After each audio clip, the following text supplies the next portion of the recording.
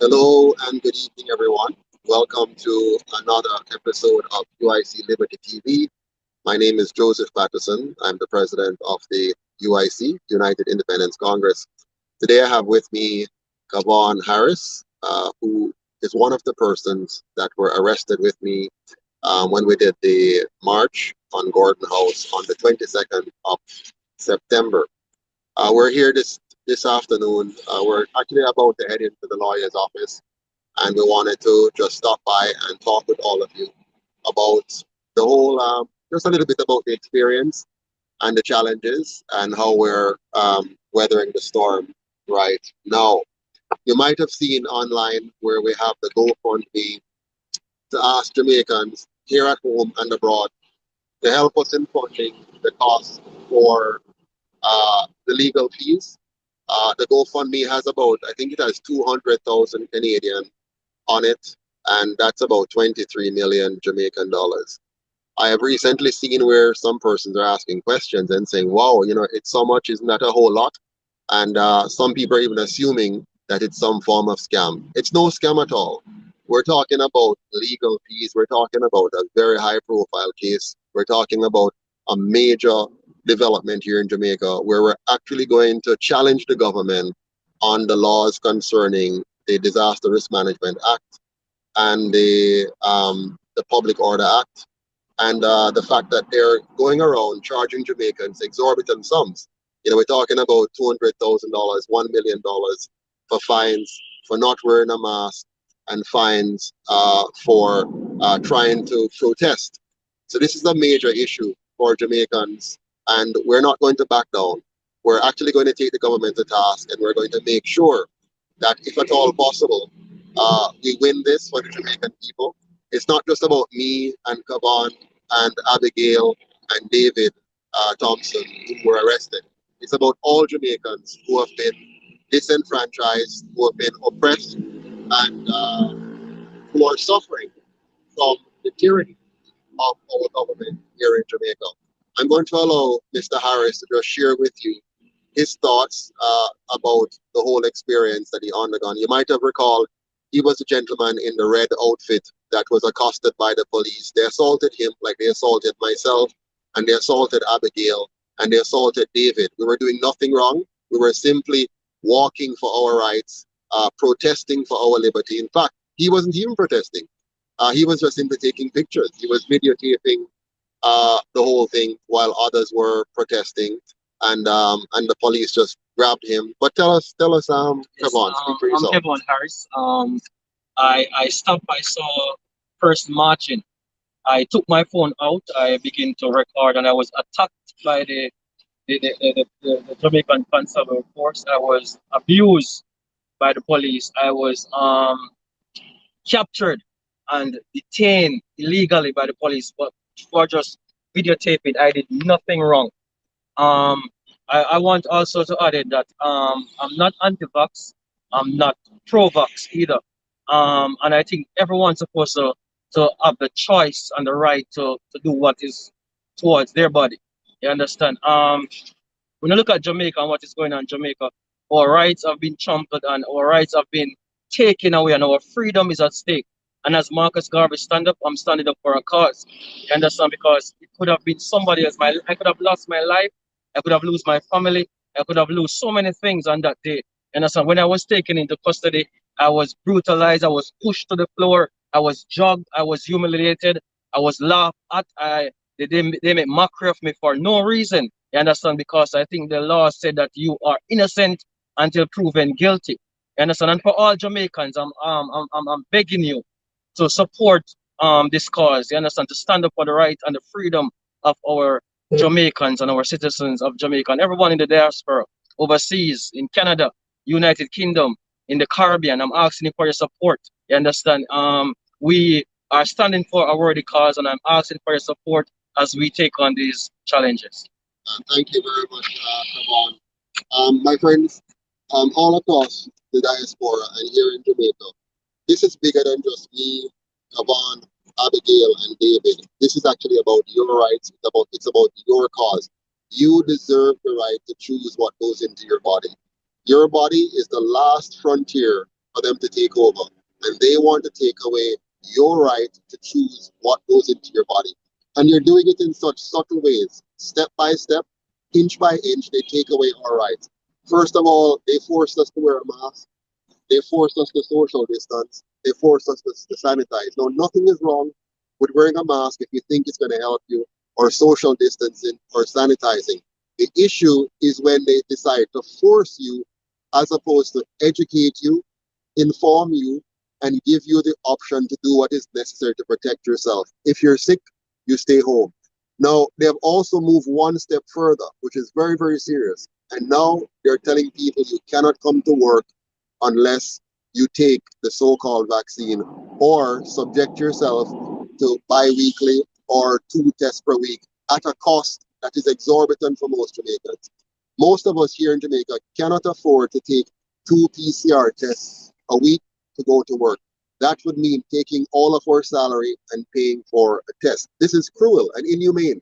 They know that Jamaicans are economically challenged, and that is why the government has colluded with employers to try to force Jamaicans to take the vaccine, a fake vaccine at that. And this is wrong. We are prepared to stand up for the rights of Jamaicans no matter what. So they can throw us into jail as much as they want, but we're going to continue to fight for the rights and freedoms of Jamaicans. So we have a GoFundMe out there, and it's about, I think we have so far $1,600 or so that have been donated. That is very small. For what we're fighting for, every single Jamaican should be out there donating right now, because it's about your rights, it's about your freedom. We have paid the ultimate price so far, and there's a bigger price to pay, because so far the government has not been able to inject more than about 5, 10, 15% of the Jamaican population against their will. We do not want anyone to take this injection against their will. It must be based on informed consent. You must understand what this is, what substance this is, what's in the substance, what are the likely effects on your body, what will be the effects 1 year from now, 2 years from now. You must be able to ask, what kind of data do they have to show what the long-term effects are going to be on you and your children, on your family?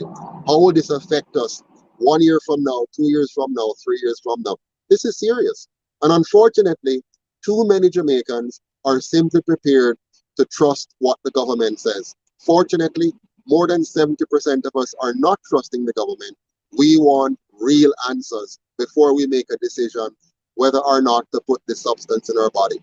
And as Kevaughn said before, we're not anti-vax, because many of us have taken vaccines over our lifetimes, especially when we were children. We took vaccines. Let's be very clear. What they're offering us now is not like our childhood vaccine. This is very, very different from our childhood vaccine. And we want the government to come forward and be honest and tell the people what it is they're pushing for them to take into their bodies. We're not pro-vaccine either. What we are pro-choice. The right for you to be able to decide what medications you're going to take. So we're very adamant to make sure that all Jamaicans have the right to freedom of speech, the freedom of movement, and the freedom of choice. If you don't have freedom of speech, if we cannot hear, if we cannot hear from other scientists and other doctors without them being silenced, without them being threatened that they're going to lose their license, if we can't hear freely from other scientists and other medical professionals, then you cannot have informed consent, because you would not have been informed. If you can only hear from those who agree with the government, with those who are trying to push this particular product, if they're the only ones you can hear from, then you're not hearing all sides of the story in order to make an informed consent. So please, when you think about this particular situation between myself, Kevaughn, David, and Abigail, think about your rights as an individual. Yes, they may be taking away our rights today, but they're coming after you as well. They want to make sure that at the end of the day, there's only one dominant dictatorial force that gets to decide what happens to all of us. We must not allow this. We need to rise up, we need to stand up, and we need to be prepared to die for our rights. Because if we're not prepared to die for our rights, here's the funny thing, we're going to die anyway, because they're going to have control over us. Remember, a slave does not have control over his body.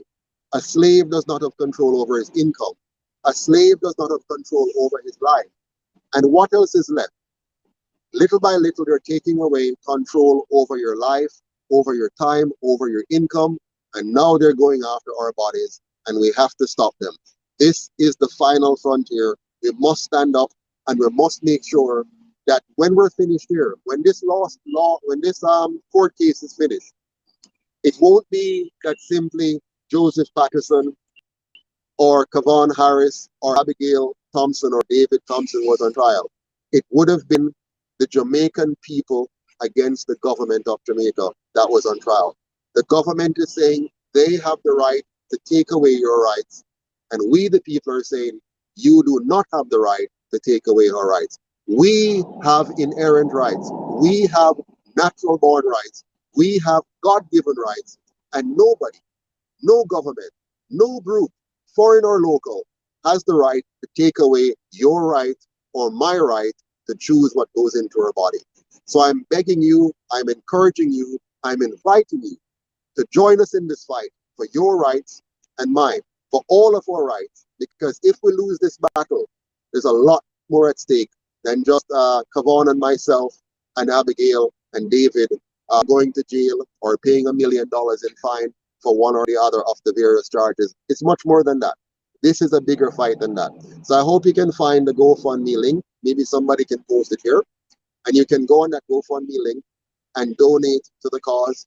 Or you can go on our website at uicjamaica.com and donate to the cause. Anything else, Kevaughn? What I can say is, if God be for us, who can be against us? Absolutely.